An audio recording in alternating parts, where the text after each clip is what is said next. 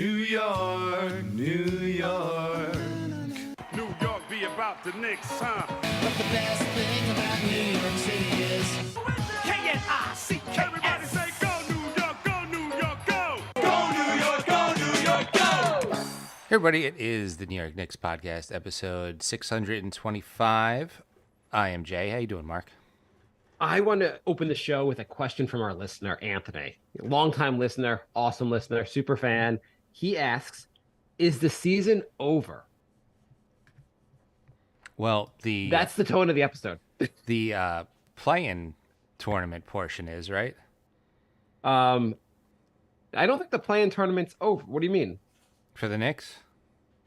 I don't understand how the play-in tournament works. My understanding is I don't think anyone understands how. I don't know that it's complicated to figure out how the play-in tournament works. I think no NBA fan cares enough to figure out how it works. My understanding is you're in groups of something or other, of teams, and there'll be a single elimination tournament, but we're not in that yet. I don't know. It's just like, hey, it's game 6 of the season. Also, we're in the middle of this super excited play-in tournament, so It get is hyped. weird that like all Friday's games are play-in tournament games. You're like, but we already had games on Friday. Well, now they're play-in tournament. How is it different? The floors of the arenas look different. Why? Because it's play-in tournament. Get hyped. I think they should go back. The NBA, someone should just do this. They should just pretend play-in tournaments happened every year and just like go, game 27 of last year was the start of the play-in tournament. And just like produce winners. It ended at game 30 when the Hawks beat the Pacers, so congrats. If they're just going to be games that are already happening and you're just going to call them part of the play-in tournament, let's just go back and pretend it already happened. Like this is the 40th play-in tournament. Maybe the Knicks won one year. Who knows? Yeah, You can figure it out that way. You never know. Like we have the Knicks are like, you're like, why is there a banner for 1984? Yes, we went back in the records and we made up the play-in tournament and you guys won. Why there's Photoshop pictures of a parade? Yep, Photoshop pictures of a parade. So Would you make? I have a question, Jay. yeah. Would you make a big trade to win the play-in tournament? You're like all in for first rounders. Just to win the play-in tournament. Get that championship banner up there. Yeah. Okay. I mean, I've been saying this is the worst idea they've had in a long time, and seeing it in action has not changed my opinion of that. One player, and I forget which player said this, said this only makes sense if the winning team gets an automatic bid to the playoffs. Mm-hmm. Why is that not what you win? I mean, even if, like, let's say you're the Bucks, you're going to be in the playoffs anyway, but, like, at least that'd be a prize. It would, but I think that would be dumb, too. But at least there's something you're playing for anything. It's like, I know everybody else has to try for 82 games, but you won game 9 of the regular season, so you're in the playoffs now. Yeah, yes. But at least that, like, to be a point to the tournament, I guess. I don't know. Okay. Speaking of pointless things, the Knicks are playing basketball. They've played 6 games. The season is getting excruciating already. How you feeling, Jay? I mean, 271 is pretty good. Julius Randle's shooting percentage? Yeah. Oh, wait, no, sorry. I was comparing it to baseball. His hitting percentage would be really good. Actually, it wouldn't even be that good for baseball at this point. Daniel writes, for the Mets, it wouldn't be bad. I'm the minority here, but I think the Knicks will be fine. Randle will play better. RJ will return and help a lot. We have a top 5 defensive team. You got to make some shots, but they will start falling. I say let's wait 15 to 20 games. Do you guys agree, or am I being way too optimistic?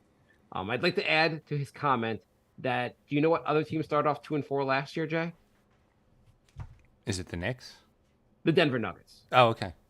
So just to prove that your season's not over at 2-4, which we all kind of know. Mm-hmm. What do you think? So we have Anthony asking if the season is over, and Daniel writing, we need to be a little bit more like less overreactionary and just go like, let's wait a bit. Like, we have a lot of good things going for ourselves, and I guess we're both somewhere in between, right? Yeah, I'm not totally freaking out because, all right, everyone's been really hard on Randle, Or you think? and he's shot through 6 games. He has the worst shooting percentage for a forward in the history of the NBA, which isn't good. It's not good. I cannot believe how many different ways people are posting about how much Randall has sucked. They're like compared to like all time, like they're just finding new and interesting ways to point out how bad he's been. Can I put a bright spin on this? But by the way, also then I've seen that, and I see people posting a picture of a video of Toppin dunking, being like, "Oh my god, I wish we had that." Toppin. I mean, Randall sucks. Toppin hasn't been that good in Indiana either. It's not like we gave up some guy who's doing much of anything in Indiana. But Okay. go, put a positive spin, Jay. Okay, so his shooting isn't there right now. No, I don't expect it to stay this bad. it'd But be hard to believe. right now he has a career high in rebounds per game. How many? 10.5 a game. Okay. This is the second best season for assists, 5.2. How many? 5.2. Okay.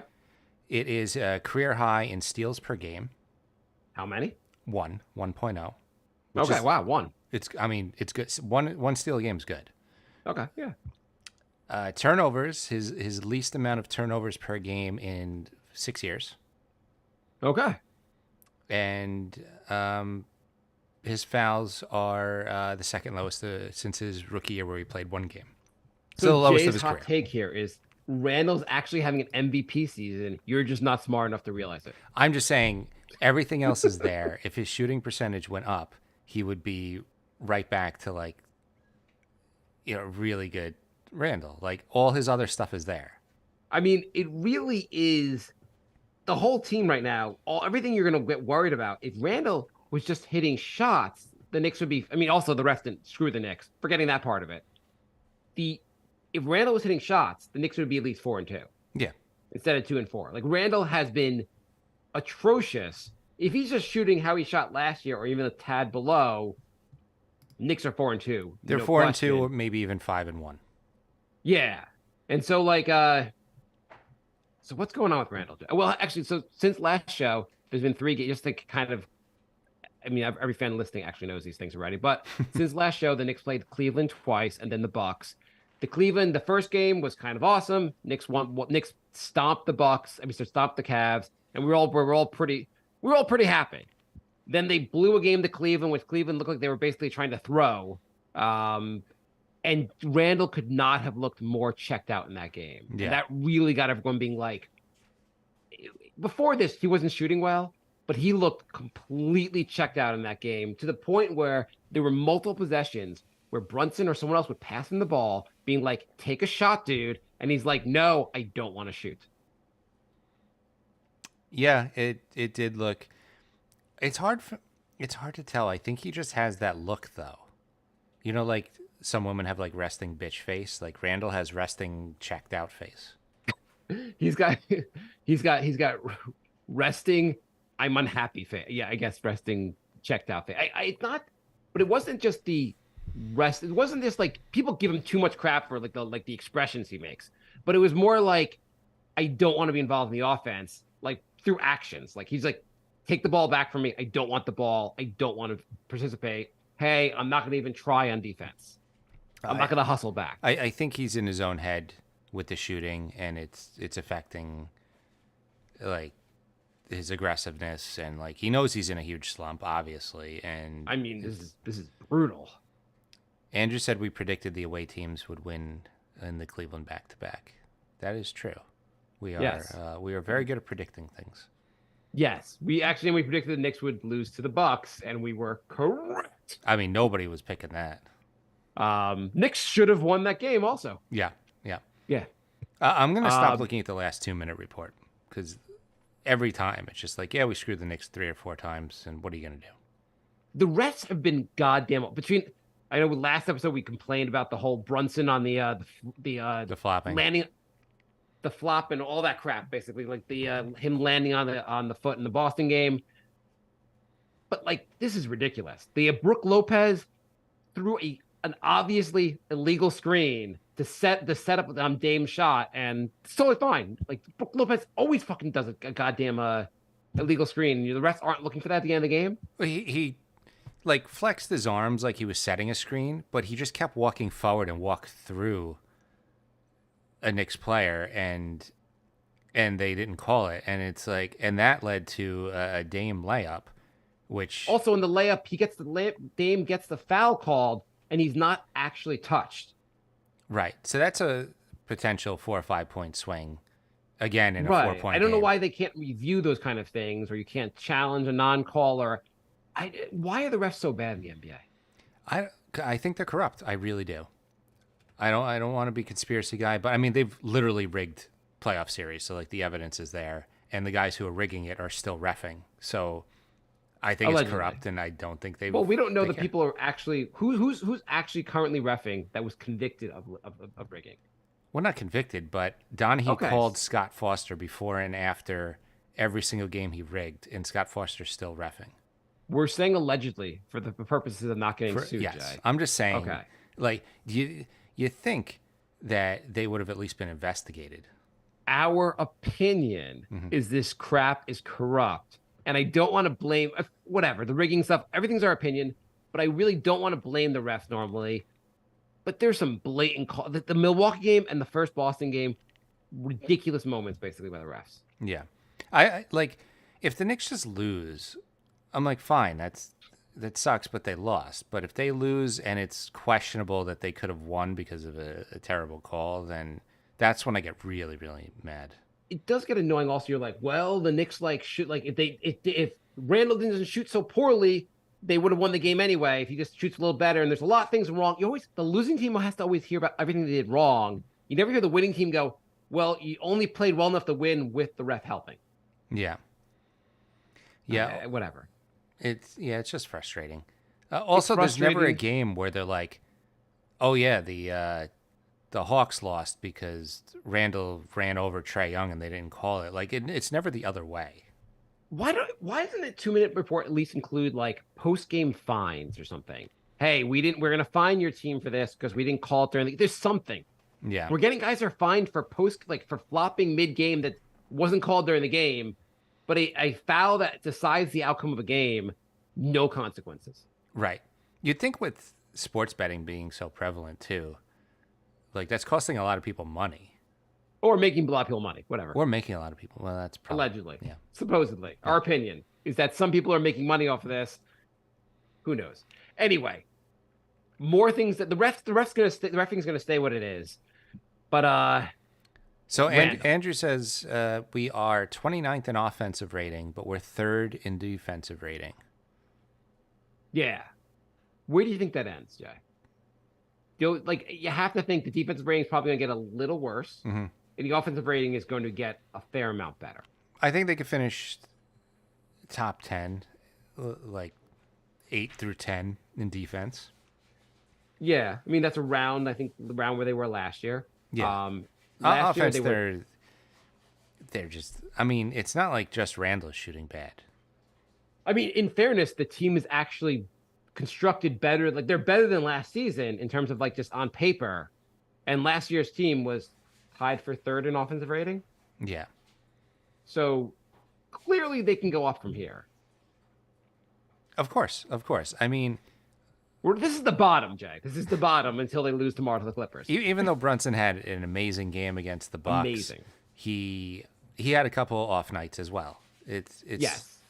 Most of I can't think of a Knicks player who hasn't had an off game yet. So RJ's hasn't been that off. He just hasn't played the last 2 games. RJ is supposed to be back next game against the Clippers. So good.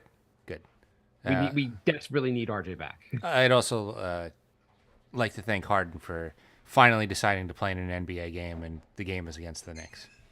They're starting Harden, Westbrook, Kawhi, Paul George, and I think Zubik. Great. Interesting starting lineup. Yeah. I mean, that's like, I don't know. It's not big. It's not a big lineup. I mean, they called it I think they're calling the lineup 5 guys that aren't going to be healthy in the playoffs. Or 5 guys that need 35% usage rate. So you Five do guys that. who are moments from demanding a trade. I mean, didn't Westbrook ask out of Houston because of Harden? I'm pretty sure he did. I thought Harden asked that. Oh, was Westbrook was before Yeah, or after Paul? Westbrook asked out before Harden asked out. The Westbrook was after Paul, right? It was Chris Paul, then Westbrook. Yeah, yeah. And Westbrook, I don't think Westbrook and Harden played well together at all in Houston. That was just problematic. Good. So yeah, we'll see how this goes again. More stats. The Knicks are 30th in true shooting percentage and 30th in effective field goal percentage. Thank you, Andrew. They have been glaringly bad on Andrew, what's their 3-point shooting? Where are they in 3-point shooting? I think the true shooting percentage is also affected with the dismal free throw shooting. Everything they do when it involves trying to put the ball in the basket, they're not good at. Right? Yeah, they've been pretty bad with that. Yes. But they've had a couple of good nights from three. They've had 3 games where they shot like 40% from three. Yeah, isn't oh no, IQ is the opposite. IQ wasn't shooting good from 3, but he's shooting like 57% from the 2, which is really good. I mean, they're all the stats are it's small sample size. Everyone's having a weird start to the season. Okay, so I guess the question here. Well, actually, let's go to the other two questions we have from fans. 24th in 3-point percentage. Okay. Base Nick fan writes, going forward, who do the Knicks need more, RJ or Randle?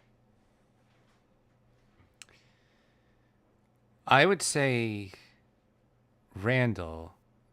This is like one of the smallest teams ever if you swap out Randle.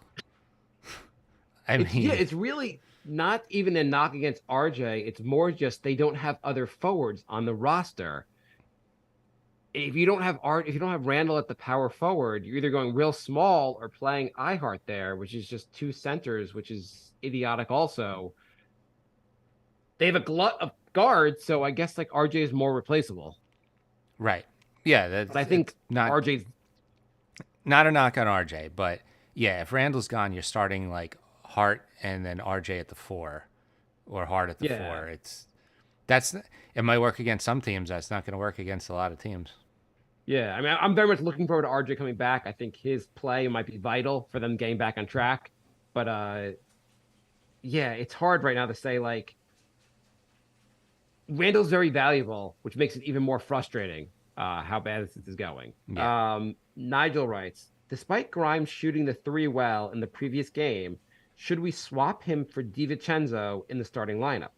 This would allow Grimes more opportunities to shoot the ball with the bench unit, whilst keeping bench with a strong defensive player. It's not a terrible idea. IQ and Grimes coming off the bench. That's a lot of firepower. I mean, the defense, though, has been good all around, including the second unit. Maybe they do with RJ, do the same thing with Grimes.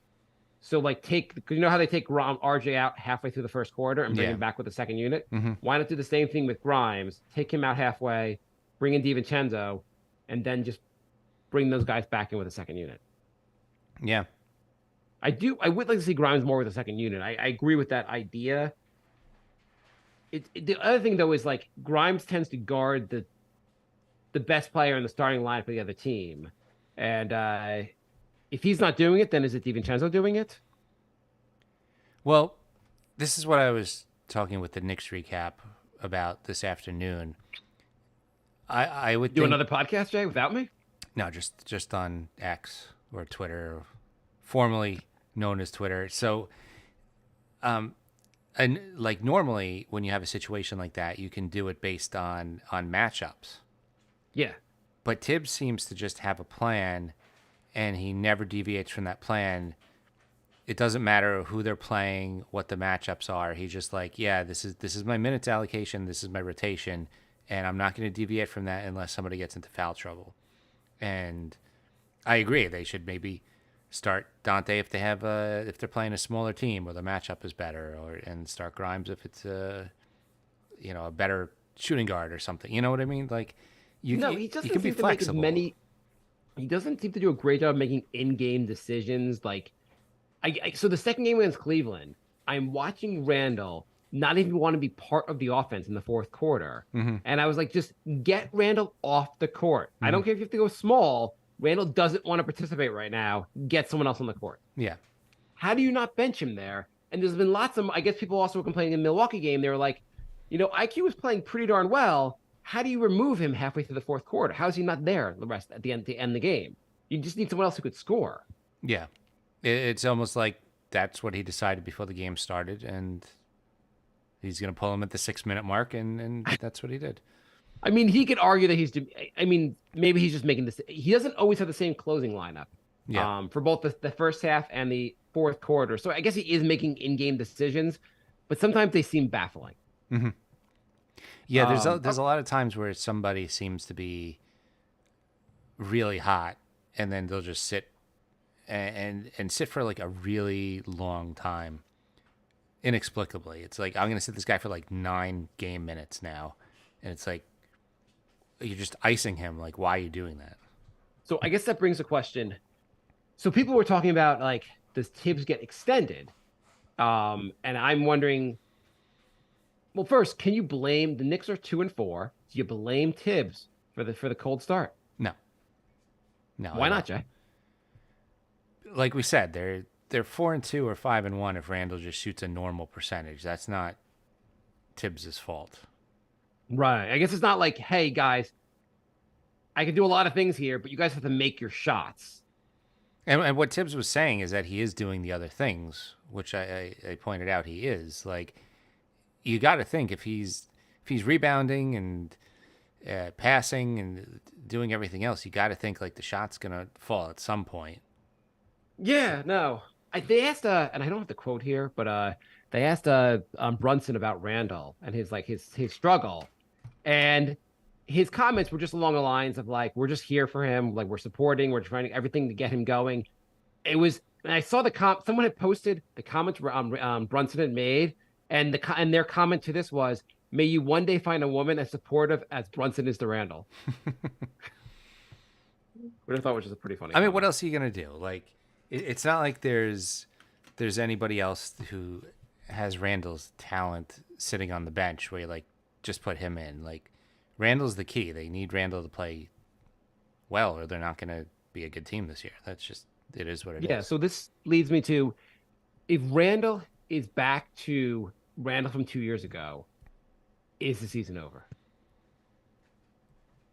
I don't know if it's over, but they're definitely going to be like play-in tournament team, not fourth. I mean, are they even a play-in tournament? If Randle is sucky Randle, are they just screwed? Are you talking about 2 years ago Randle, or like the worst shooting forward of all time Randle? Because you mean the last 6 game Randle? Yeah. I imagine he'll. So I think it's fair to say there's a decent chance that because of his ankle surgery and not having the time to really get ready for the season, that has put his shot off and his confidence off, and that's part of the reason. Not that this is an excuse, but it is the situation that maybe that has thrown him off, and that's why he's not making the shots early. Yeah, I think so. I mean, he is a guy who plays all summer. He works out all summer. He shoots all summer, and he didn't get to do any of that. And so being rusty makes sense.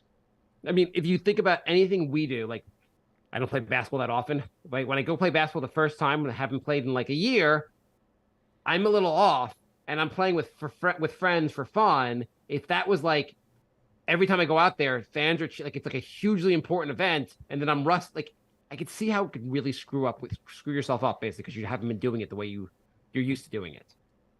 So you're saying 6 games in, we don't need to blow up the team? No, I'm saying we do, Jay. Let's just blow this whole thing up right. No, of course, obviously, he will regress. As people now have like, I find lots of Knicks creators out there explaining what the word regression means. Because regression doesn't always mean bad thing. You can regress to the mean in a positive way. He's going to shoot better from here. He's going to go back to more of his career norms. He's not this bad. Right. Is there a chance he's the new Ben Simmons? No. Like in 2 or 3 more games, he's going to be like, I can't play anymore, guys. I'm done. My butt hurts. My butt. I just can't do it. I'm just done. I can't. I'm scared to shoot. I'm done. No. I appreciated in the Milwaukee game, even though he missed, I think, 300 shots, at least he went back to shooting again, even though shots were terrible. Mm-hmm. Like I'm like the Cleveland game, he was really like, I don't want to shoot anymore. There was a moment when I think Brunson and Randle were talking, where you could see them, the camera went on them, they're talking, and you couldn't say exactly what they were saying, but it just seemed like basically Brunson was saying, "We need you." Like we need you basically right now. And Randle being like, I just don't have it. And like, we need you. And then the following possession, Randle tried to force up a shot and just bricked it. Mm-hmm. But it seemed like that was. There was another one where Randle seemed to get mad at Brunson for taking a bad shot after Randle took 5 or 6 bad shots, which is also odd. I think that he thought the ball was coming to him that play. And you're right, he didn't. And Brunson did take a bad shot, but Brunson also scored 45 and had a pretty darn good game. So you're allowed to shoot bad shots if the other ones are going in. Yeah. It's called it was a bad shot though with Brunson.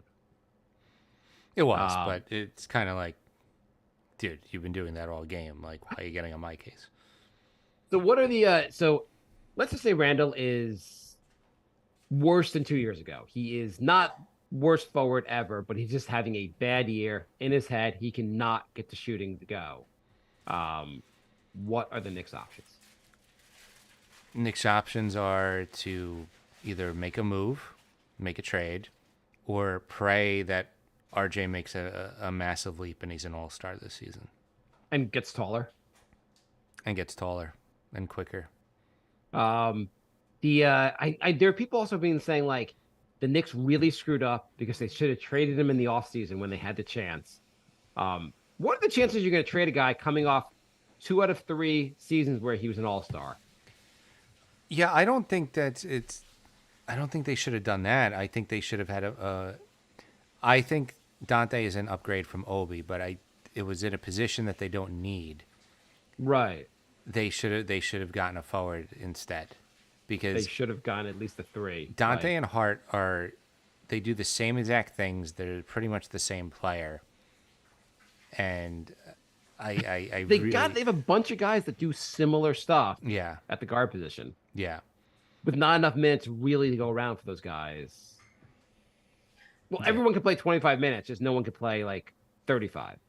Well, I mean, like Grimes and Dante and Hart, like you got 3 guys that are very similar, and then you got IQ, who's trying to get minutes because he's gonna be back up to Brunson. But then he should be playing more minutes, which means he's got to play more at the 2, and you already got 3 guys playing at the 2. So, well, you're sliding guys over. You're sliding guys over. But there's some big, long teams in the league, and sliding shooting guards over to small forward or power forward is not a great system. So here's my idea for the Knicks, Jay. We get 9 guys who are as tall as Muggsy Bogues, and then we lower the basket to 5 feet, and just like have guys like just have to bend over the shoot. Can we do those things? I've noticed in other sports like baseball, you can have different dimensions for your stadium. Mm-hmm. Can we have different dimensions for our basketball court? I was thinking of just having 2 to 3 guys at every position. Well, that would be crazy, Jeff. Crazy talk, I know. We've had years we don't have a point guard on the roster. Like it's just this is how we roll. We have to just screw up some positions. Yeah. Do you think it'd be fun though to have like I forget the Muggsy Bogues thing, but like have different arena like different courts for different teams? Like baseball has different dimensions for a home run in different ballparks. Which I find insane, but yeah. Like one court is like super wide. You can take like, you're like 28-foot side shots. Yeah. We're playing the Knicks tonight. Shoot, they play on the 11-foot basket. This is gonna be annoying. I mean, that would be funny, but it'd be kind of funny. Oh God, Sacramento uses that trampoline. Oh man, I've got to learn my trampoline moves.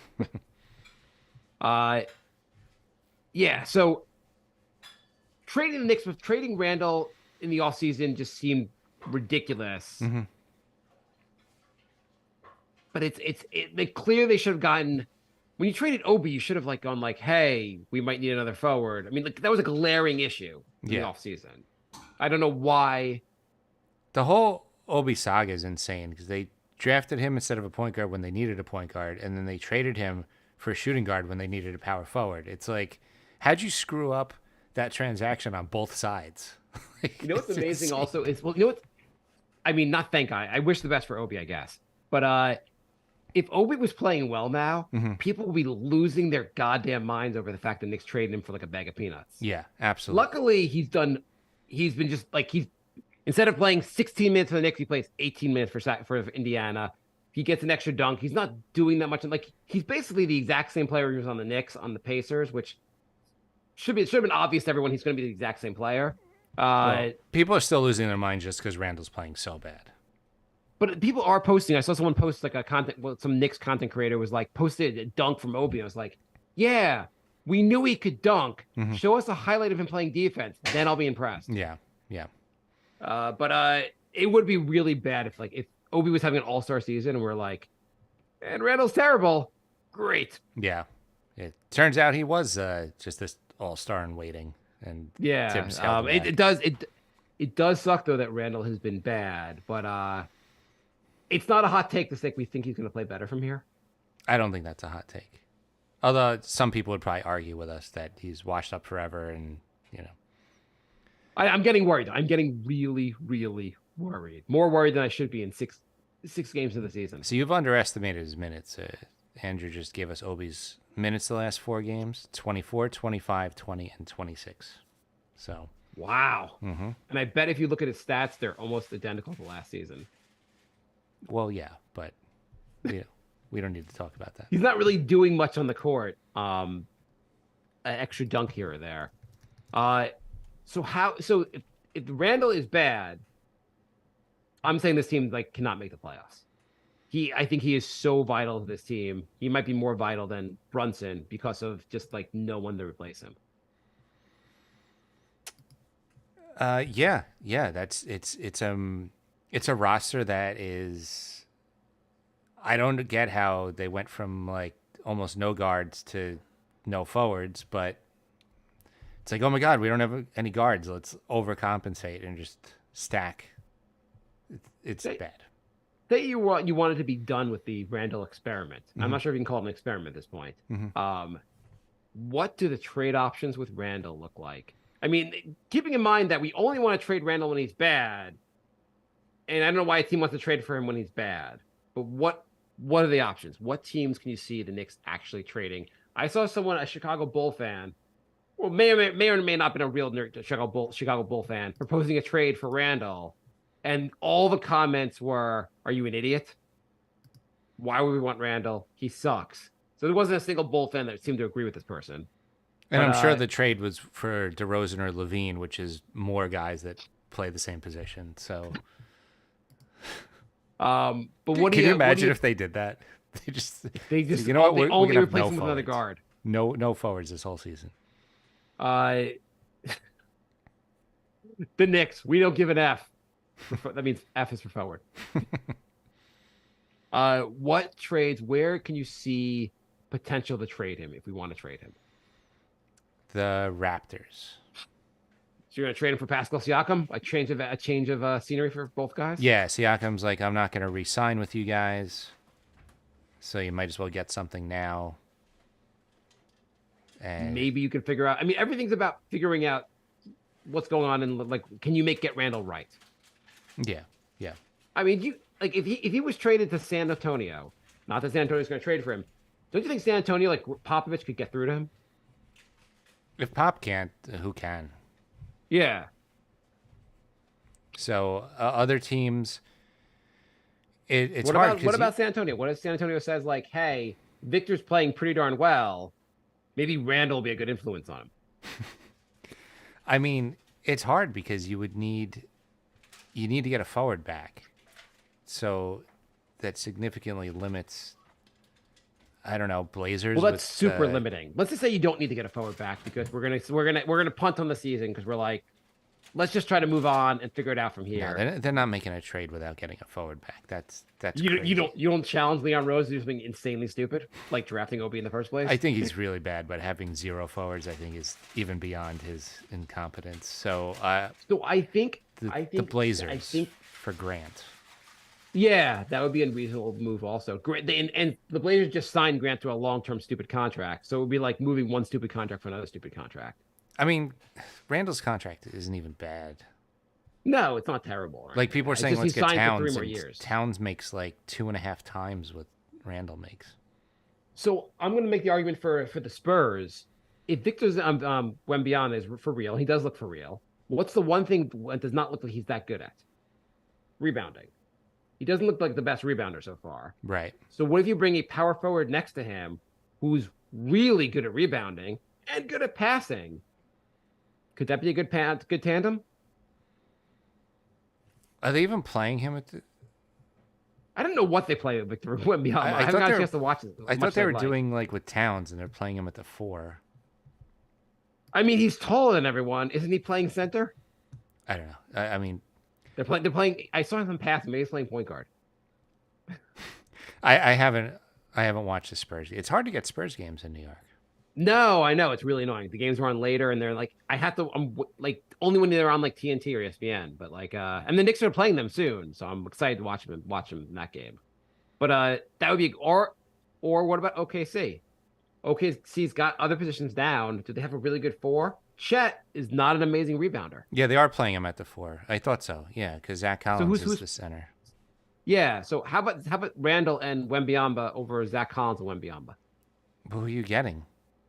Zach Collins? Draft picks. They have San Antonio has draft picks. No. OKC has draft picks. Going the whole season without a forward's insane. No. Okay. Yeah, I guess Jeremy Grant. But do you think Portland's going to do that?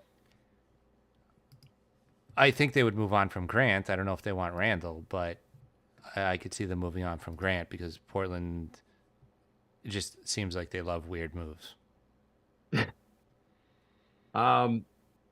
What about to Utah for Larry Marketing?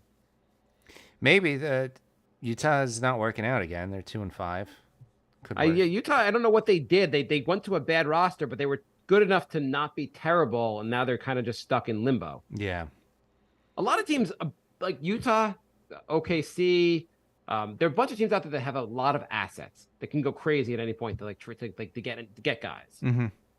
Wouldn't it be get a bunch of first round picks and like reload? Are you going to get a bunch of first-round picks for Randall? You can't get a bunch of what if you have a lot of them. Like you go to OKC and go like you have 37 first rounders next year. I don't know how that's possible, but you have 37 of them. Give me 8 of them. You know what's Or 3. crazy? OKC drafted all these good players.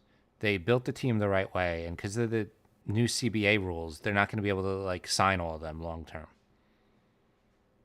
Come to the Knicks. It's just They also have a lot of draft picks where they can make a big trade if anyone becomes available, like a Julius Randle. Mm-hmm. So you're not ready. You're only going to trade Randle if you get a power forward back, and really the pool is pretty limited. It is, but it's absolutely insane to have no forwards on the roster. It's insane to have one forward on the roster. It really, I've been thinking about it since you said last week about ESPN saying the Knicks only had one forward on the roster, and just really how insane. I mean, I feel like RJ Barrett's kind of a 3. I do too, but if you go to ESPN's depth chart, they have 8 shooting guards according to ESPN, and no small forwards. and IQ one is a power point forward. guard or a shooting guard? Shooting. They call everybody a shooting guard. Okay. I mean, the Knicks can very well turn this around real fast with this roster. You want to talk about? Here's something I also want to mention. Mitchell Robinson's trainer posted on Instagram, basically bashing the fact that it seems like no one's lobbing the ball to Mitch anymore. It is kind of crazy. Did Mitch have no field goal attempts last game? Yeah. I mean, I don't blame him for getting a little annoyed.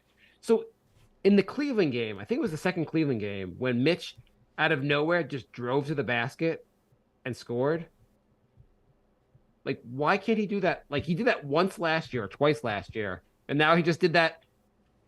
He can dribble the ball. Why doesn't he do that? Like, I mean, forgetting even they should be lobbing the ball to him, obviously, but why don't they every once in a while? Why don't he just find a mismatch and just dribble to the ball basket? And he's really athletic. I mean, he's not like Wembanyama athletic, but he's pretty athletic. I would rather just see an actual post-up move. But yeah, I mean, I want to see Hardenstein and Mitchell Robinson become more involved in the offense. I don't get why you wouldn't try and do lobs all the time. Yeah, I think Hartenstein actually, I feel like he has the ability to have some post moves. He does have some post moves. Mitchell Robinson seems like the post moves don't necessarily work out, but you could lob the ball to him. And like, if you give him the ball, like if he's just being guarded by a center that's not as big as him, it seems like he could take that guy one-on-one and should do that more often. Yeah, I don't know. I haven't really seen much of that, but we have seen him catch lobs. So yeah, not even trying it seems a little weird. He did it in the Cleveland game. I remember at least twice last year when he did it. I know this is a very small sample size, but I feel like he could actually dribble the ball a little bit and like be a bigger part of the offense. I don't know why I don't know what the hell Tibbs is doing with like I don't know why he can't go like, hey, here's something we can do that could be a problem for the other team. Mm-hmm. Yeah, why don't we try it? Like just try some different stuff. I felt like in the game one against Cleveland, the set like I mean again their centers aren't that great, but like Hartenstein caused them a ton of issues on offense. I think he chipped in like 15 points on offense that game. Yeah. And Mitch got like 8 points that it seemed like it made a big difference. I guess he got 13 points that game, but our email is nyknickspodcast@gmail.com. Phil writes, guys, Mitch can jump, Mitch can block. He can pass, lay it in, rebound, he's solid, but he can't grab the ball off the floor underneath the basket. What would you work on with Mitch to improve this important basic basketball skill? It seems to cost us 1.5 rebounds a night. First of all, I would stop passing the ball below his waist. Like sometimes they'll do like a low bounce pass to him, and it's always a turnover. Mm-hmm. Stop. You can only pass the ball up high to him. And the second thing, I don't know how to. You remember the movie Rocky, and where Rocky trained by having to chase a chicken? Mm-hmm.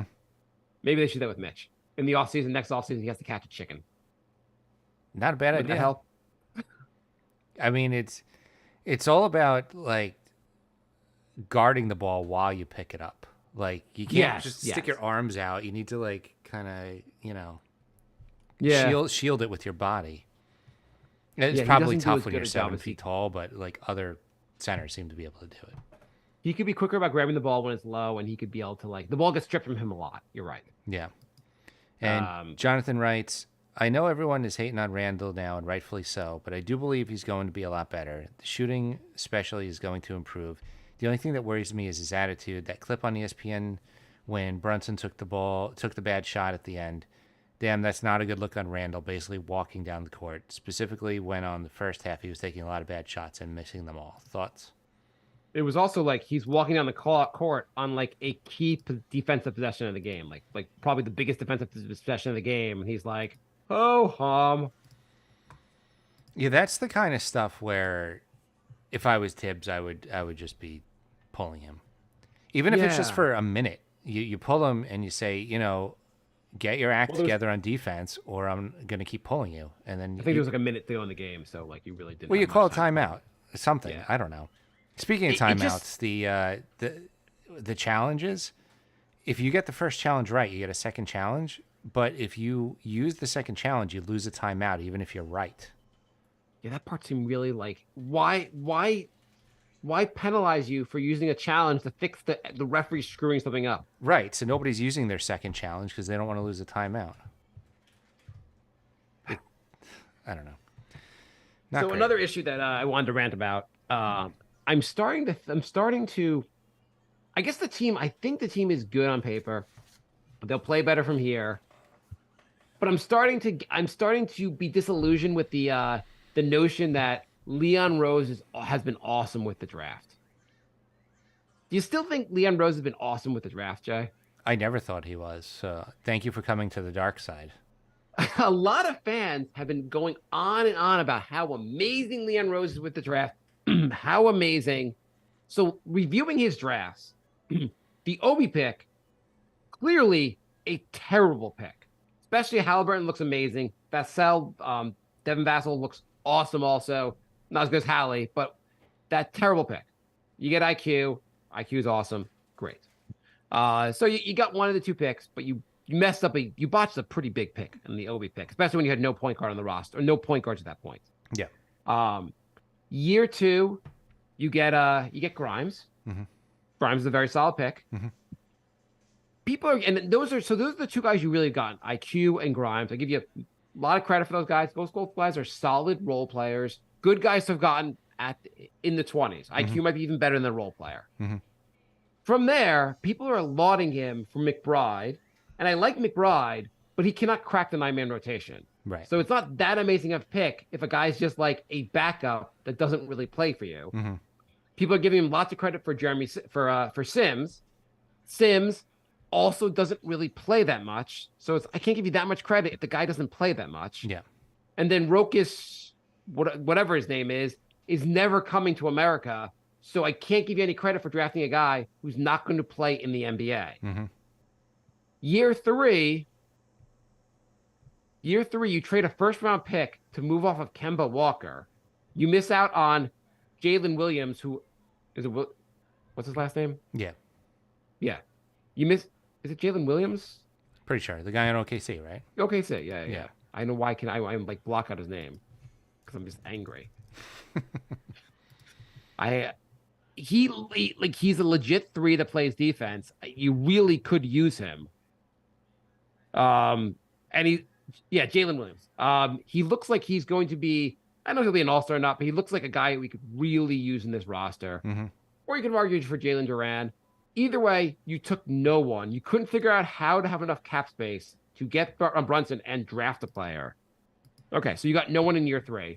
Year 4, I guess you guessed wrong on which pick to keep. But all in all, you have 4 drafts. You've produced 2 good players. I don't know. I mean, I think 4 drafts, 2 role players is about like the minimum you should do in 4 drafts. Especially when one of them's a top 10 pick. Yeah. I mean, you had a pick 11 in the draft, which you didn't use. Right. It doesn't seem like he's really kicking butt in the draft. Like, I really feel like getting 2 players in 4 years is like average at best. You could have made picks with your eyes closed, like just picking out of a hat, and you would have gotten like 2 players with all those picks. Right. You mean 2 guys that are in the rotation in 4 years? Yeah. Yeah, 2 guys in the rotation. 2 guys in the rotation in 4 years. Neither of them are an all-star. IQ people have high hopes for. Grimes has been pretty good. They're both good players. I really like them. But I think we're overrating how good Leon Rose has been with the draft. If he messes up this draft, then I'm completely out on him. That'll be 3 years in a row. I mean, it's just the team's not that. He's put together a very decent roster, and they've had a lot of success. The Knicks are just 2-4, and I'm angry, and I want to rant about stuff. That's all. I'm just angry with this goddamn team. I'm angry they don't have another forward. They could have gone to a Jalen Williams. They could have gone to anyone else if you drafted other players. And I wonder how far this team can go. Like, if you had drafted Hallie, you might have a higher upside. I mean, maybe if you draft Hallie, you don't get Brunson. So maybe that, like, would you rather Hallie or Brunson? It's very close right? because I feel like playmaking is the Knicks' biggest need. And as good as Brunson is, he's more of an ISO scorer. He's not getting like 10 assists a game. Like No, he's Hallie definitely seems not. like more of what you need for this team. Or you could have had both. You could have had both. No, but there's a decent chance, I guess, the idea that you would have had Hallie on the roster. Maybe not. You would have taken IQ. Let's say you took IQ also. You would have been like, you may not have gotten Brunson. I don't know. Okay. It's hard to say what you would have done if you had one of those guys. Also, as good as Halliburton's been so far, he hasn't been like, it's not like he's produced, not like the Pacers are amazing. Even the other night, he had like an awesome game, and they still lost the game. Well, I mean, they're starting Obi. They are starting over. I mean, if you had Halliburton and Brunson, it didn't work out, you could have gotten a lot more for one of them than you got for Obi. Yeah, yes. I always say you draft the best player, and if he plays the same position, then you make a move. But like, why not get like the most talented team you could possibly get? What if you say draft the best player, especially if the best player plays a position you sorely need? Right. Yeah, it was like a double. Yeah, it was pretty brutal not taking the point guard when you need a point guard. And the Jalen Williams thing, not that I knew he was going to be awesome, but the Knicks really needed a good two-way three. And he's sitting right there, and the Knicks are like, how are we going to clear up $9 million in cap space? It's impossible. This Kemba Walker contract is just a complete disaster. I don't know what we're going to do. No team has ever been able to clear out $9 million in space before. All I know is the Knicks then traded, like, they did a couple of other trades. I still don't believe I don't have to go back and do the math on this. I still think they didn't need to actually move. They need to trade a first to get off Kemba's contract to make this work. No. Or they could have stretched Kemba's contract. Right. Yeah, they Like, could have you're stretched having- it and you're like- drafted a guy. Yeah, you could have stretched the $9 million, make $3 million a year for 3 years, so you could use the number 11 pick in the draft. You know how you spend a whole season sucking, and your reward was number 11 pick in the draft, and you're like, I don't want that reward. If it means me paying $3 million this year, next year, and the year after, God forbid I use that award, that reward, whatever. Okay. So how do things get right, Jay? Brunson starts shooting better, obviously. That has to happen, right? You said Brunson, and I think you meant Randle. Sorry, I meant Randle. I meant everyone. Oh my God, I hate this team. Yeah, I mean, Randle's got to shoot better. How else does this get better? everyone needs to be more consistent. It's you have a good game from Brunson, then you have a bad game. You have a good game from Grimes, and then a bad game. It's also, like we said, getting the big men more involved, especially Mitch. Like, he's gonna get pissed off if he's getting 2 to 4 attempts a game. Like, I'd be pissed off. I have a trade the Knicks should do actually right now. Okay. Okay. My hot take: the Knicks should trade for last year's Josh Hart. Have you seen him? I've not seen him, but Josh Hart that got the deadline was goddamn awesome. I've yet to see him play for the Knicks this year. He's lucky Randall's playing so bad, or he would probably be the target. I mean, he's really just disappeared. He's scared to shoot. He doesn't he was he was just fire. Like, he was on the court. He was making things happen. Did great passes, great shots. He was doing everything. Now I'm like, what the hell is Hart doing? Where is the Josh Hart I had from last year? It's 6 games. I think we're just overreacting. I mean, Dame had a 6-point game. Like, I don't think people are doing podcasts like freaking out over Dame. Like, a lot of guys have had bad starts to the season. It doesn't matter. yeah, But, Shea had a terrible game. It happens. yeah. Usually yeah, not historically bad, but it happens. Only the Knicks have historically bad starts this season. Anyway, I mean, the Knicks are only 2-4. They beat the Clippers. They're 3-4. Things are back on close to being on the right track. right. We have a Patreon, patreon.com/NYKnicks podcast. I would like to give a big thank you to our newest Patreon, Jason. Thank you, Jason. Oh, thank you, Jason. The RJ comes back. Do you think he is going to continue? Do we expect RJ to really have a true better season? Like, he's taking the leap, whatever the leap is? I am not going to say he is taking a leap, but I will say he will be better than last year. I think, I mean, like, yeah, I guess it doesn't have to, I don't know if it's going to be quantified as a leap, but I think we're going to get Incremental improvement. maybe better than incremental improvement. Well, that would be He's big. had a good start to the season.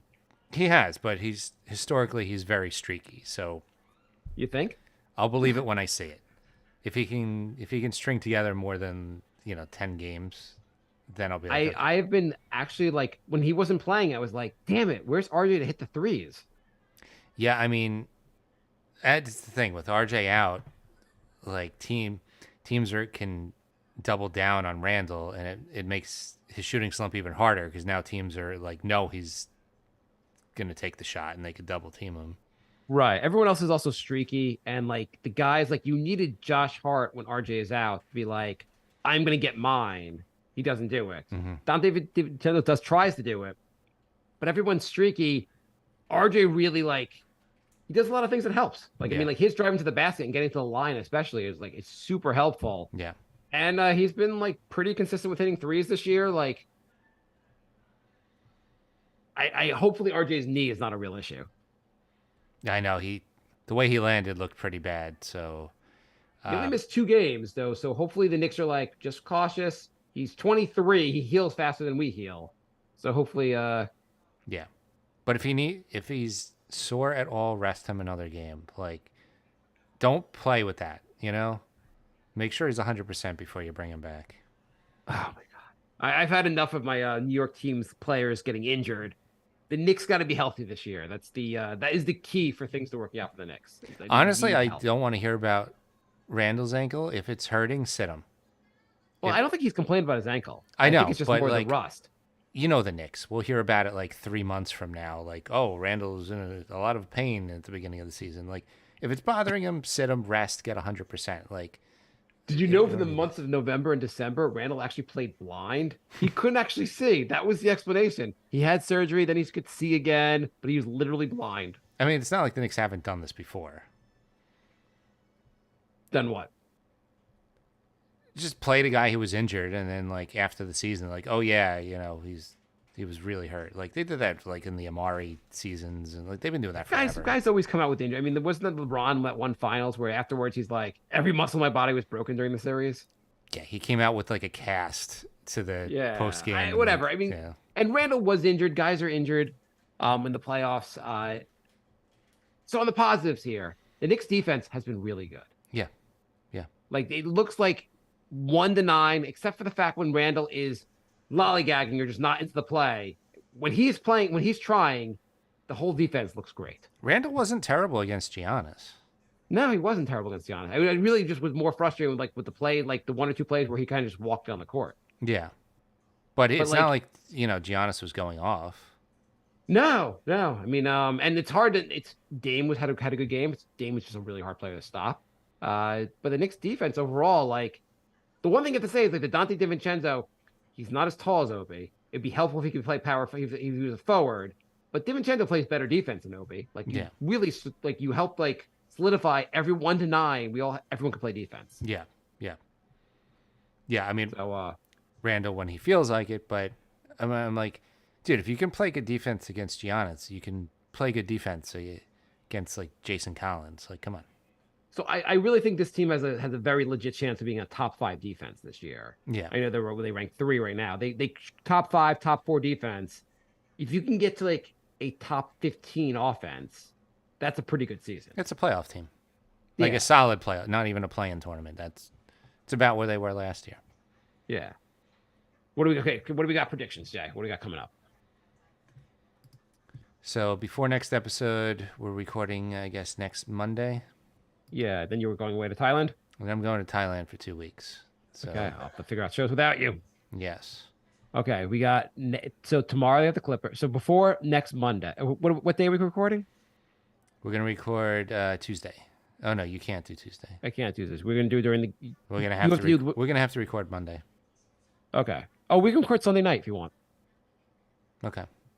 Either one, but Sunday night the Knicks play at 12 o'clock on Sunday. Okay.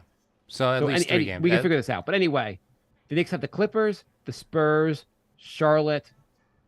At least those 3 games before next show, and Boston, I guess. What do you think's gonna happen? 3 wins. Okay, so Clippers, win or loss? Win.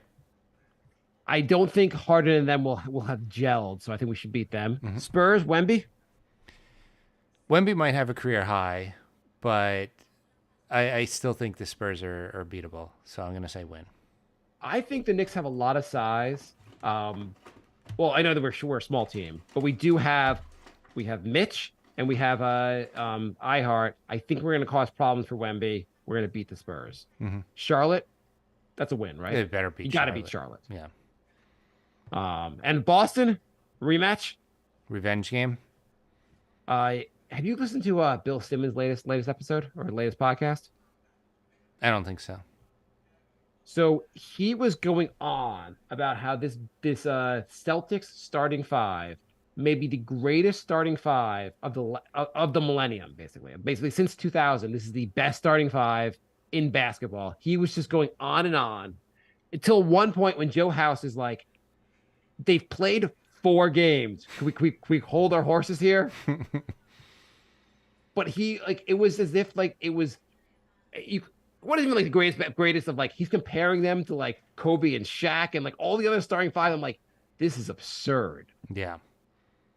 But I guess he's got to get that in now while those 5 guys are healthy. Because I'm thinking one of them's going to be injured soon. Porzingis. But they look pretty nasty in the starting 5 right now. Yeah, they definitely did. Yeah. Right now, I would say they are the early favorites out the East.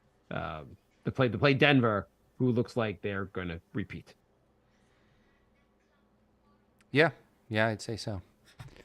If you're Ja's teammates, you're probably really pissed off, huh? 0-6. You're pissed off at Ja, or Ja's like, what the hell are you guys doing without me? How are they 0-6? They're really bad. I don't know. You know what? Steven Adams. They spiraled. Adams is out. They spiraled without Adams last year, even when Ja was there. He was kind of the glue that held that team together. Yeah, they are really they're terrible. Well, yeah, Andrew said they were good without Ja last year because Tyus Jones was like a really, really good alternative, and he's not there either. So no, but he's in Washington. Washington sucks. Yeah, because Washington is playing, Kuzma and whatever the hell else random guys they got there. Kuzma is another guy if you want to trade Randle.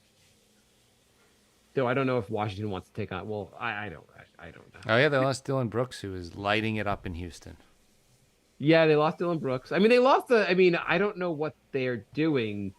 When Ja asks out, Jay, do we add that? Do we trade for him? Do the Knicks have a good history with guns? I'm not going to look into that and just say yes. We should trade for him. I'm going to say they drafted a guy who shot himself, but I don't think the Knicks have had a bad history with guns. I mean, there was yes, that did happen, but that was a 2nd round pick. I mean, there's not a long list of NBA players who got shot. The Knicks do have one though. No, I mean, I guess you could argue: are the Knicks the right organization for a troubled young man? Andrew said we do need somebody who could shoot. There you go. Exactly. He's out 25 games. Zion, he's not injured yet, so he's looking pretty good till he gets injured. Mm-hmm. Yeah. Any other around the NBA stuff you want to mention before we go? No, I think that pretty much covers it. The 76ers are not missing Harden because Maxey is playing like a goddamn all-star. Did we even talk about, did Harden happen between this episode and last? Oh yeah, it did. So what do you think of I know we're going to end real shortly, but what do you think of the James Harden trade and who we're playing tomorrow night? I'm actually surprised that Philly got as much as they did. What did they get though? They got a pile of fill-in in terms of players. Mm-hmm. They got, I think, a couple of they got like all protected draft picks, didn't they?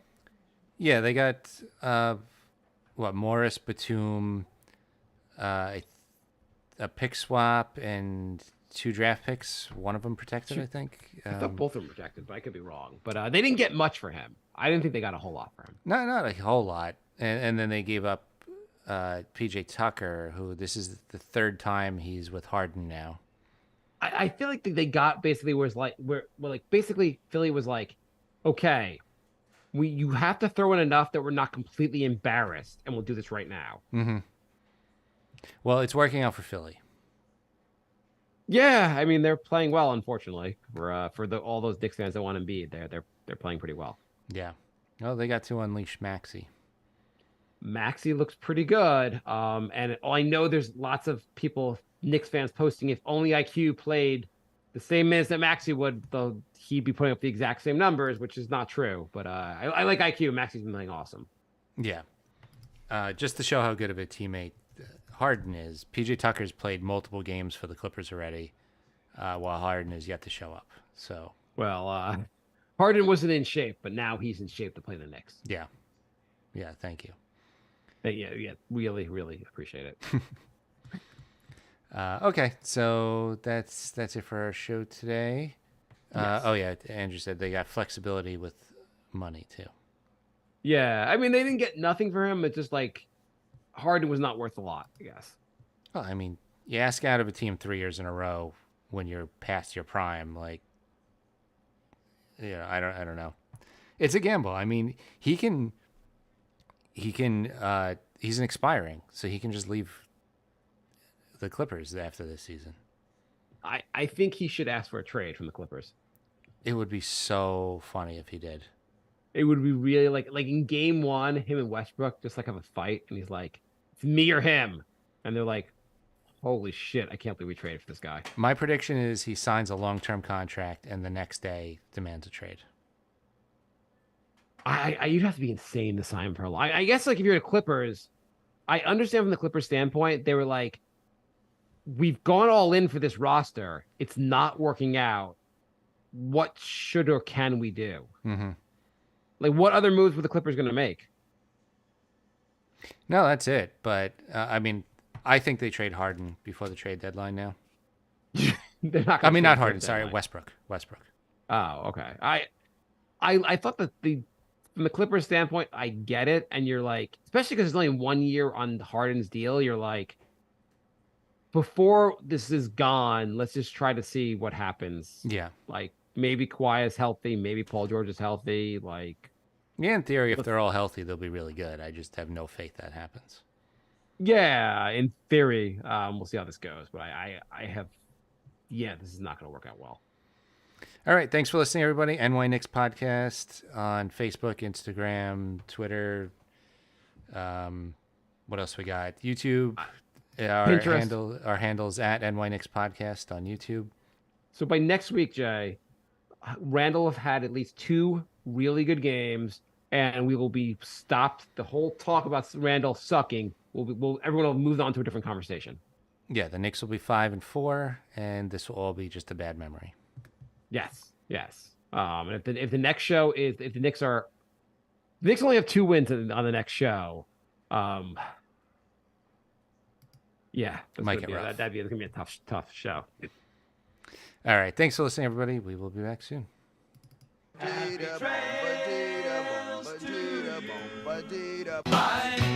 love. Goodbye, everybody. It's all over. Goodbye. It's time to go. This is the end. Say goodbye. I'm gonna leave you. It's the end. Goodbye. Goodbye. Just leave me alone. Feels so good to say goodbye. I'm sick and tired and I'm saying goodbye. Goodbye, girl. Goodbye, everybody. All right. We did it. Thanks for joining, everybody. By with the Hawks have been awesome since they played the Knicks. Have you noticed that? They've I don't think they've lost since they played the Knicks. Yeah. Lovely. That's what we needed, more competition in the conference. I was just saying, I mean, then maybe the Knicks win over the Hawks was a little more impressive than you realized. I'm still against expansion, but the NBA is like really stacked now, and I don't think it would water down the league adding 2 more teams. No, I agree with that. I think of all leagues and all sports, this is the most international talent any sport has. I mean, forget it, soccer. But like of the 4 major sports, I guess hockey can have a lot of Canadian, whatever. But like basketball, you really have such an influx of international talent. You really could add 2 more teams and not have the league be that like. It would really water down other sports. I don't think it'd be watered down basketball that much. Yeah, like football. I think it would be really hard to add more teams, or just it would really affect the league. Same with baseball, but yeah, you're right. You could add 2 more teams and not have to be a problem. Still don't like it, but it's gonna happen, so I might as well just get used to it now. I mean, it's going to be Seattle's got to get a team, and I don't know where the other one's going to go. But Seattle and Vegas. Yeah, that would be Though I don't. Does Vegas really have the like the Vegas have enough stuff. Like Vegas is like it's not the biggest town outside of the Strip. I Like, think they get enough tourism. It's kind of like why the Knicks games always sell out. There's like just tourism alone will probably sell half the stadium. I mean, I don't know. I don't know how the Raiders are actually doing with attendance. If they're doing well, then maybe that'll be a good sign for the NBA. Yeah. But there really should be. Yeah, it would be better if you had add two teams and a hard cap would make a lot more sense for the league. It would just spread the talent a lot more. Yeah. And not the talent's so like it's not like it's so concentrated. I mean, a lot of teams have a lot of good players too. I think that's what you're saying with the two more teams. Yeah. Yeah. I just yeah, fixing the cap situation would be you have teams that literally have 100 million more than another team. It's kind I of think the cap thing is stupid. I think the fact you can go over, like maybe you can go over for one player, but like going over for so many players and having like some teams spending 50 million more than the other team, like what's the point of a cap if like you can go over it by so much? And it's really also like it's the greatest advantage ever if you could build a good team, a good roster, and you can go over to keep that roster, and then you're like competing against like another team that's like they're not as good to begin with, and you can spend 50 million more than them. It seems ridiculous. That's when I got annoyed with baseball when the Yankees had like double the salary of like any other team in the league, and then they won like 5 championships. I'm like, well, they did, but is that really like? Is it as impressive if you could spend so much more than everyone else? Yeah, yeah. I think back then Oakland had like 40 million and the Yankees spent 200 and something million. I'm like, that's not that impressive. Yeah, I mean, at least in fairness, you're like, okay, everyone just spend whatever you want. But like in basketball, you're like, you can if you can figure out these intricate rules. Which the Knicks just can never figure out. They're always capped out. No. Well, the key to it basically is having guys that you can have the bird rights to. So drafting guys and then keeping them is like the ultimate key to this. You lost them at drafting guys. I mean, like they're gonna at some point the Knicks are gonna have a huge salary because like they're gonna extend IQ in theory, extend Grimes in theory. You're gonna have a lot of money locked up for the 6th seed. Yeah, but they don't have like those $50-60 million a year contracts like a lot of teams do. They like kind of need a guy like that. Yeah. Yes, Andrew said Warriors have a $208 million salary and Indiana has $130 million. What's the Knicks? What is the Knicks, Andrew? The Knicks is it's got to be on the lower end because they don't have any of those crazy contracts. I don't think it's that low though. I think it's pretty low. I'm pretty sure it's pretty low. Well, 164. Where does that rank? Yeah, I guess context for Yeah, that would like the. Okay, looking at the salaries here, Golden State's 208, which is just really insane. Clippers are 2 at 198. The Knicks are 14th at 164 million. 14th. Which is also who do you think is last? Oh, Indiana, we just said 130. Mm-hmm. Orlando's 130, and next season it goes to 50. They have 80 million coming off the cap next season. Nice.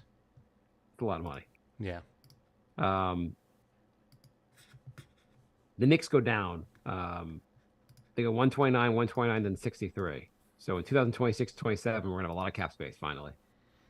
So we can just like re-sign our current guys. I'm sure they'll use it wisely. Use first to get off those contracts we just signed. Yeah, and well, think about this: if the Knicks had just, I guess, IQ's extension would have been counted against this year's cap, but like this easily goes up again. Like once you sign IQ, if you sign Grimes and so forth. Mm-hmm. Yeah, but they're not going to get like crazy contracts Because they're not going to trade. I hate the fact that you keep seeing people talk about Towns to the Knicks. It just doesn't make any sense at all. I guess if you did Randle for Towns, it's the only way it would make any sense. You don't want a guy that makes $65 million a year? I mean, I'll take a guy to make $65 million a year if he justifies it.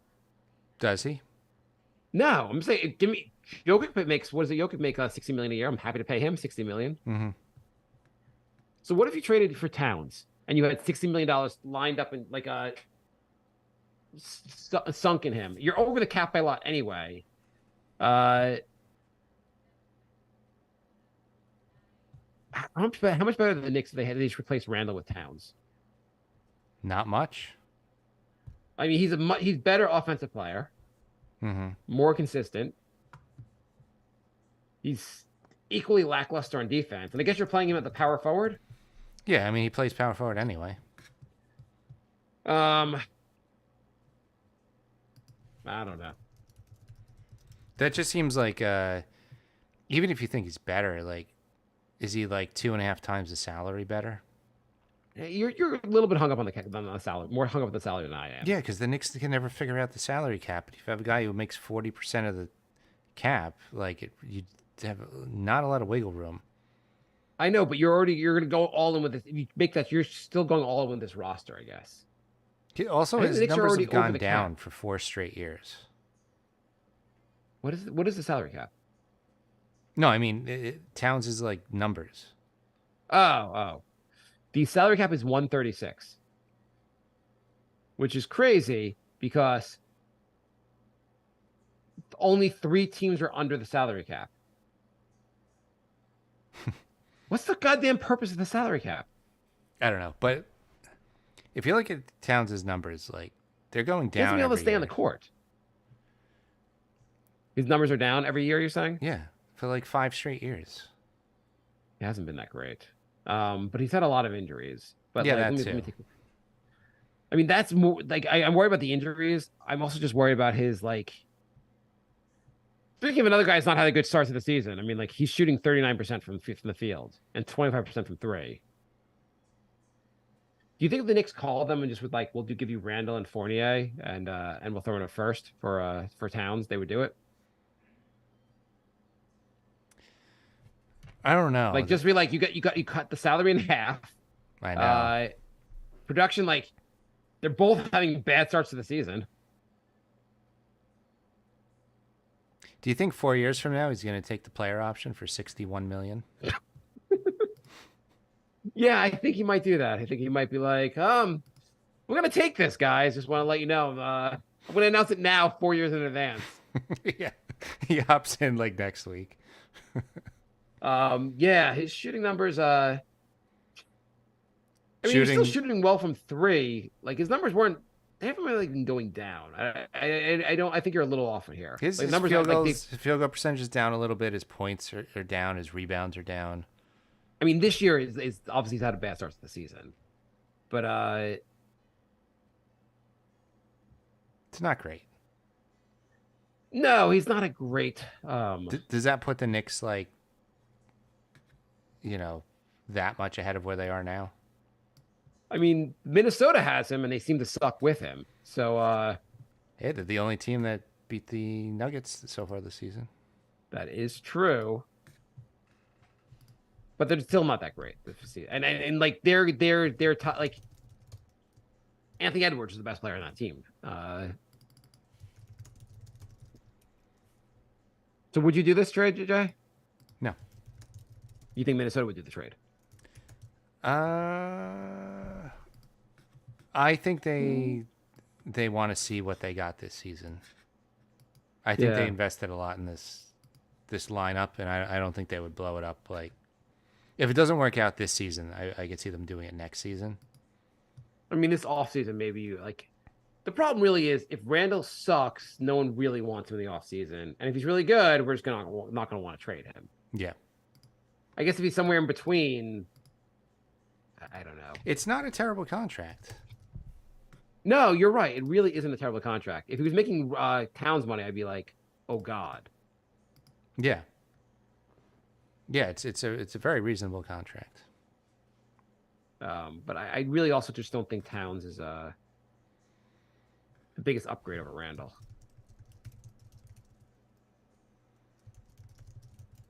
Would you rather get Towns or Donovan Mitchell? Another shooting guard.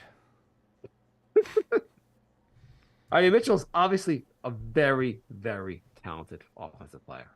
I think I'd rather get Donovan Mitchell. I feel like you could swap like two or three of our shooting guards for Mitchell and still have a solid rotation and not have any gaps in the roster. Yeah, I mean, like Mitchell also, I feel like is a little more of a game changer on offense. Yeah.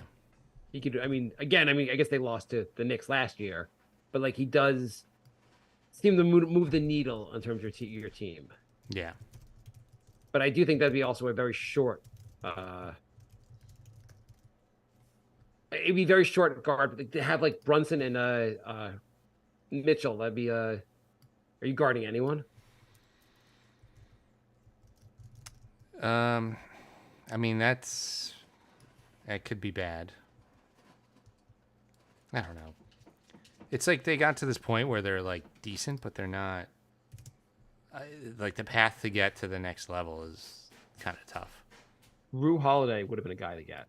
I still think he would have been a really, really good move. Drew Holiday. Then you have a guy a guy who can be another point guard who can create. He can play off the ball also. Plays awesome defense. Awesome defense. I mean, look how much better the Celtics are with him. Yeah. I mean, I think he's been a huge upgrade for that team. Oh yeah, absolutely. I think that would be a better move than it's whatever that one's over, I guess. But Mitchell obviously will be available at some point. So when do we start talking about trading for Wembanyama? Oh god. Yeah, you know when his contract's coming up, it's gonna be like, oh, Wembanyama is linked to the Knicks. And really also like Zion, the issue really is that like if Zion's healthy, they're not trading him. If he's injured, you're just not going to trade for him when he's injured. Or the Knicks might. I guess they might. I don't know. The Knicks has that they ever are stopped stupid. them before? Well, they never traded for a guy who's when he's injured. Yeah, I guess not. I mean, Amari, the Suns are like he was healthy right away when you got like you knew there were risks. Like you always know there's risks. the Suns literally said his knees won't last more than 3 years, and in year 3 his knees gave out. I still think with Amari also like, I mean Melo was awesome, but I just don't think getting Mari and Melo ever made sense together. And I know I didn't say this at the time, but like there was more a thought in retrospect. If Amari stayed healthy, I still don't think he would have really fit well with Melo. No, I don't either. I mean, we can go back. I'm pretty sure I was against the trade to begin with. You were a little more against the trade. I was excited because it was Carmelo, and Amari prior to the trade was having an MVP season. Yeah. Not that he was. I don't know who's going to win, but he was having a top 5. Like he was going to be a top 5 finisher, MVP the way he was going. Yeah, I mean, the first 2 seasons he was great. He just 1 year he punched a fire extinguisher, and the second year he hurt his back doing a trick dunk before a game. Like he injured himself during the playoffs both years. It did also just never really worked on the court. Like it never. Melo and Amari never played that great together. You never got like that X factor. You never had like we have them on the court together. We're really hard to stop. Well, they both played best at power forward. Yeah, that was the issue. Who would have saw that coming? That was a major issue. That they both seem to play the same position, kind of different ways, but kind of play the same position. Yeah, Andrew said they were the 2 best stars the Knicks can get. Yep, they didn't plan it out. They just said, "Oh, we can get them. Let's get it." Well, that's what everyone says. Everyone also says that though. They say, like, just get the stars and figure it out from there. It doesn't matter what they play or anything. Just if you can get stars, and you figure it out. That's what everyone was saying about like Donovan Mitchell. Just get him, and you'll figure it out later. No, that's your strategy in the draft, not locking in players for huge contracts for multiple years. That's a bad strategy. Imagine the Knicks just drafted Donovan Mitchell. Yeah, I mean, Yeah, it's not like they didn't have the chance. I know, but I'm not even mad about that one. That one was No. That was the one that Tommy D got right. The one that Tommy D got right was Donovan Mitchell because I distinctly remember him calling like, "Hey, what about this guy Donovan Mitchell? He looks pretty good. The Knicks should be like kind of exploring him." The only credit I ever give Tommy D is he nailed that one. Well, he gave himself credit for Butler getting drafted in the first round. I mean, he's a crazy, crazy man. But he was. I just remember him being. I remember distinctly him just talking about Donovan Mitchell before the draft and being like, "What are you talking about? Like, next you got this guy Frank. Frank looks like the package. He's the real deal." We had no idea. That was the one draft where we had no strong opinions. Well, we liked, in theory, we needed a point guard. So Frank fit that. They said he played defense. The Knicks played no defense, so that made sense also. He was a guy that was a bit of like, you didn't know, he played in France. You didn't know as much about, you didn't watch his game, but people had talked him up a lot. Like, this guy's going to develop. So, like, there's a lot of things that can get you excited about him. I guess. We weren't excited. We were just like, okay, I guess. I thought we were a little more, we were excited about him. I think you're wrong. I think we were excited. We weren't like through the roof, but like, we were like, this guy's pretty good. Like, we were like, this was the right pick. Yeah. I think we were both like when we asked before the draft, we both said take Frank. Okay. I'm positive. I know, like, I didn't say we should take Porzingis. You called the Porzingis pick. But it's your claim to fame, right, Jay? I called that like January of that year. You really did call it. Like, that was pretty good. The Knox pick, we both said that was a terrible idea going into the draft. Yeah. Obi pick, we were both frightened to take Obi. I think we've been very good about the picks. The draft. I think if you're going to say a pick that we were like reluctantly not excited about, but we both agreed with, was RJ. I think we both were like, well, they have the 3 pick. RJ makes sense. We didn't really say like take Darius Garland or anything. Like, no, I still think it was the right pick. yeah, it was just, but we weren't like yes, we got RJ. We're like, I guess we get the bronze medal. Right. Yeah. It's a 3-player draft, and he's the 3rd best, and they have the 3rd pick. The one I was off with, and it's not, is later in the draft, but I thought Book Knight was going to be good. But the Knicks didn't have a shot at drafting him. Oh, he got taken before. Okay, so we don't even have to give me an L for that. No, that was the what year was Book Knight? I mean, obviously hasn't been very good, but like that was a year. I think he went like 12th or 13th, and the Knicks had like was that the Grimes year? Andrew said he still loves your silent reaction to Knox. That one really, like, you were in an absolute state of shock. Yeah. I mean, because it was such, like, yeah. So the Book Knight trade, that was the trade, that was the draft. The Knicks took Grimes, and Book Knight. The Knicks had the 19th pick, and obviously they traded that, but it was the 11th pick. So the Knicks weren't even like. I remember the Knicks were like, we're talking about Book Knight, and I was like, he's going well before the 19th pick. Why are they even talking about this guy unless they're trading up? And Duarte is the other guy that like people they were talking a lot about, and obviously did not work out either. Mm-hmm. A lot of, if you look at that draft, like actually looking at this draft right now, so the Knicks would have drafted at 19. I'm not saying they would have taken Kai Jones, but like Kai Jones was the 19th pick. 18th pick was Trey Mann, who hasn't been that great. 17th was Trey Murphy. I guess he's okay. Sagoon was 16. Crispert was 15. Moses Moody was 14. Duarte, Primo, Book Knight. Zaire Williams was number 10. Like 10 through 20 really wasn't that great in that draft. Yeah. Yeah, I remember with the Knox draft, we were so excited because I know you wanted Porter Jr., and I was like, we can get either Bridges brother. Like, we have 3 guys, and whichever one we get, we'll be happy. And then they took none of them, and it was, you were just in shock. Yeah, well, Mikal Bridges, I didn't think the Knicks were going to take Miles Bridges, but Mikal Bridges, like, they were like, he's really a solid 3. They said he's a safer choice, but this guy will be a real 3 and D. And I was like, well, the Knicks really do need this. This makes sense. But Porter Jr. I wanted, obviously. Like, I was like, well, like the guy's like, obviously the injuries, the back injury has been an issue for him, but like the guy's like, without the back injury, the guy was going to be a top 5 pick. Like this, you take him and this could work out. Andrew said he wanted Mikal Bridges badly. Yeah, he would have made sense also. I mean, we weren't talking about SGA because they took Frank the year before, which also the Frank pick really screwed them because they weren't thinking about point guard the following year. Yeah. Because obviously SGA would have been that would have been a pretty good pick also. Mm-hmm.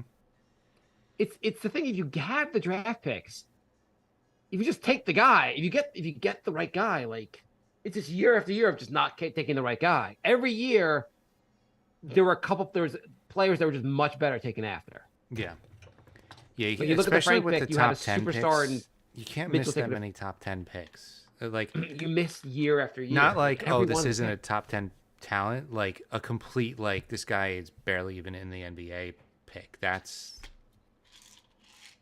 where you really fuck your team. I know, and fans are just excited because the fact the Knicks are drafting guys that now will play in the NBA. Whereas before we're drafting guys that just can't stay in the NBA. They've lowered expectations so much. It's like, oh yeah, he's not going to be in China in 3 years. This is great. Anyway, I was just saying, like if you look at the previous drafts, Knox sucks, Obi sucks. You get Grant, you get a IQ is awesome. You got Mitch in the other draft. Like it wasn't like the draft didn't even improve that much. mm-hmm. Whatever. The Knicks are really. So who do you think the Knicks should take with their top 5 pick this year? I mean, the Knicks would get a top 5 pick this year because it's supposed to be like a really bad draft. Supposedly, I guess the next 2 drafts are supposed to be pretty mediocre. Though guys can emerge, obviously, but like I don't get how you know 2 years in advance if it's going to be a mediocre draft. I mean, they're like we scouted the junior high. We know what's going on. I know, it's weird. Yeah. Anyway, I'm gonna get ready for bed. Okay. Thanks for joining in, guys. It's been fun. That was some after show. You won't hear any of this on the podcast. No, because Jay stopped recording. Like 20 minutes. Actually, not only did I stop recording, I've uploaded everything, so the episode's available to download already. Okay. Well, that's something. I mean, we've kind of been rambling. I don't know if this is like. No, it's just after show, Jay. Yeah. It's the after show. It's just you're after. You stay in for the live content. You get the after show. Exactly. You get the Knicks, us talking about the same topic we've talked about for the last like 5 years. The draft. You know what I should do? I should upload it as an after show so nobody could download it. Remember we did that? We made an episode that was like an after show, and it was like the least downloaded episode in the history of our podcast. Well, I remember we did the live feed, and if we said like you can stay on for like the live show, and people got really mad because the rest of the episode wasn't included. They're like, I don't want to listen to the live show, and like we're like it's on YouTube. You can just listen to the rest of it. And you're like, and people got mad about that part also. They got mad because the free content wasn't in the format that they wanted the free content to be in. Yeah. I don't know. We clearly don't know what we're doing. But No. It's pretty clear. It's pretty clear that our show is currently the 6 games of Randle shooting this year. That's our show. I think what a lot of shows would do would be to take this section and put it in their Patreon as bonus content. I think you also have to do shows more often. I think I'm convinced you have to do a lot of shows. Yeah. I mean, Yeah. we're not going to, I'm just saying. Yeah, no. Some shows do like 4 or 5 times a week, and I've noticed some shows have also do like a lot of shorter shows also, like fill in. I don't know, just to add more things to download. well, when we got asked to do, what was it? The Locked On Knicks. By the way, I said this before. I actually really like the 2 guys who are hosting Locked On Now. I think it's one of the better Knicks podcasts. That's good. After like their 5th iteration of that. They took a while, but I do actually really like the 2 guys that do it. But yeah, when they told us like we need you to do 5 episodes a week, I was like, no, we're not gonna. That's how you turn it into something profitable. I guess It is, but I think they asked us when I was studying for the CPA, so I was like, yeah, I'm not gonna do 5 shows a week while I'm studying for the CPA. I don't think at any point we were into this to do it 5 shows a week. So I don't think I've been into anything in my life to do something 5 days a week. well, it was just also like it's not like do 5 shows and hope it works out with some extra money, and the money is never going to be worth enough like to make up for how much effort goes into it. Yeah, that too. I mean, especially if you have like a back-to-back and you're doing an episode after each game, and then the third day where it's an off day, you already talked about the 2 games. The hell are we gonna like prep you for? And then you interview people, and you have to put a lot of effort, into this before the show, and it's just, in theory, if it replaces your current job, that's great. But I feel like you have to like to really make a podcast, make enough money to replace a real job, like I earn a living from it. It's a huge. Like if you told me like Jay, if you told me you can make your salary doing the podcast, you'd be in for doing 5 days a week. Oh, 100%. 100%. Yeah, I mean, easily. It's just I don't know if any of these creators are actually really making like. I mean, obviously other podcasts make a ton of money, but I don't know if any Knicks creators are really making that much money. Right. I don't know if anyone does this for a living. Andrew said some shows have too many shows, which I agree with. I got into podcasting because of a comedy podcast, Red Bar Radio, and when I started listening, they would do 2 to 3 shows a week that were 2 hours long, and it was a lot. It was a lot to keep up with. But then they started doing like 4 days a week, 5 to 6 hour shows, and I'm like, no one wants to hear that. No, I can't. It's like a full-time job listening to the show. I'm gonna listen to you guys 40 hours a week. I don't understand. I guess maybe the most successful podcast has to be Joe Rogan, right? Like the most successful. I don't understand how anyone listens to one full episode. I don't think I've ever gotten through a full episode. He's got to make the show, and and again, I'm wrong, obviously, because he's wildly successful. But I would have just I would see what he's doing and be like, hey, can you limit the interviews to 1 hour? Like it'll just be better. You limit the interviews to 1 hour. Even when I like the guest, I'm out like by hour 2. I cannot believe the interview. I'm like in an interview. I'm like it's half hour, and I'm like there's 2.5 hours to go. Fuck it. Okay, I can't listen to the rest of the interview. Yeah. I've only made it through a handful of his full interviews because I have never made it through one. Because he starts talking about DMT and hunting elk in like every interview halfway through, and I was like, "Fucking interviews the same." I haven't listened to him in a while, or I also hated that how every episode became, "What's with these cowards? They're afraid to get COVID." And you're like, "Oh fucking egg! Can you stop talking about the same COVID conversation?" Yeah. But it's just like he's it's a little bit too much about him, his stupid shit. I don't know. Yeah. I feel like he's not interested enough in the guest half the time. Right. He just talks about whatever he wants to talk about. Yeah. I mean, in fairness, I don't listen to him as much anymore. So but for a little while, it's just like, it's the same fucking, like, hey, you're a funny comedian. You like to hunt? I know. That's when I checked out. I think he had a comedian I really liked, and he started talking about hunting elk in the woods. And I was just like, yeah, but I kind of want to hear about comedy.